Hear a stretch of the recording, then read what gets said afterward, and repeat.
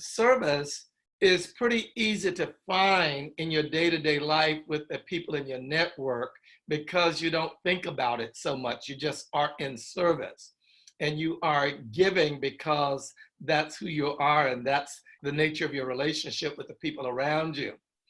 And I would just hope that most people find that service is more ready to hand to you in everyday life, not only with the people in your network, but with people outside of your network, especially. It seems to make all of our personal problems and things look smaller when we're coming from service. And they kind of disappear. The things that loom large in front of us as our complaints and problems can overwhelm us when we're self-indulgent and thinking only of ourselves. But when you're reaching out and giving to other people, they seem to disappear into the background. Maybe they don't disappear ultimately, but your mind isn't focused on them and you don't seem to think about them as much. And you seem to have a uplifted kind of spirit when you are coming from service.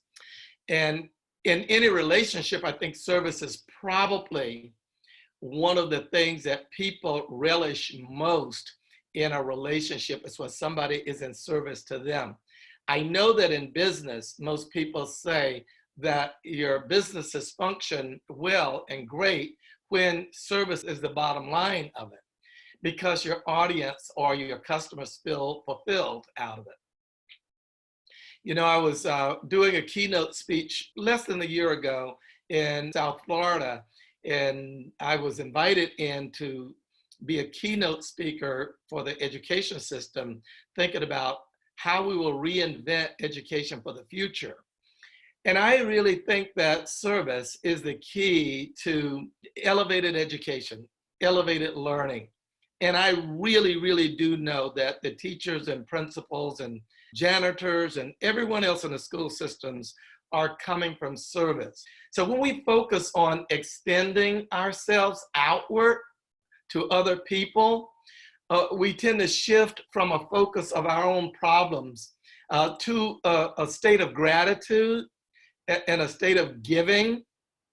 And like I said, our problems seem to fade into the background.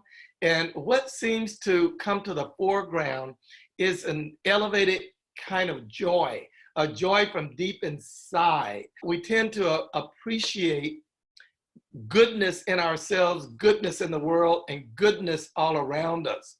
And we tend to start noticing goodness all around us, and our endorphins are stimulated, and our moods tend to soar, and we tend to have more a positive outlook on life when we're coming from service, coming from gratitude, coming from giving.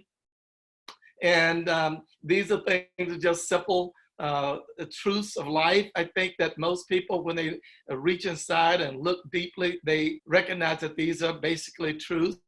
Now, the question is putting them into our lives. That's the question.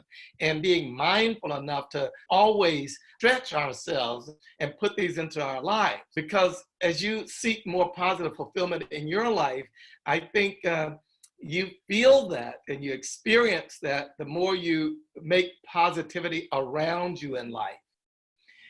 The everyday hero relies on that, and they're defined by that. Their sense of connection, their sense of purpose, their sense of meaning is powerful. It's so powerful. It is what we need in our very being every day to have a life worth living, a life well lived. I say is a life of service. Like in the American Indian tradition, there's a statement that goes, Hatahote, it means a good day to die. In other words, a life well lived. I've given it all. I've given of myself, and I've given it all. And I really think that that's so powerful. It really adds such a dimension to your life.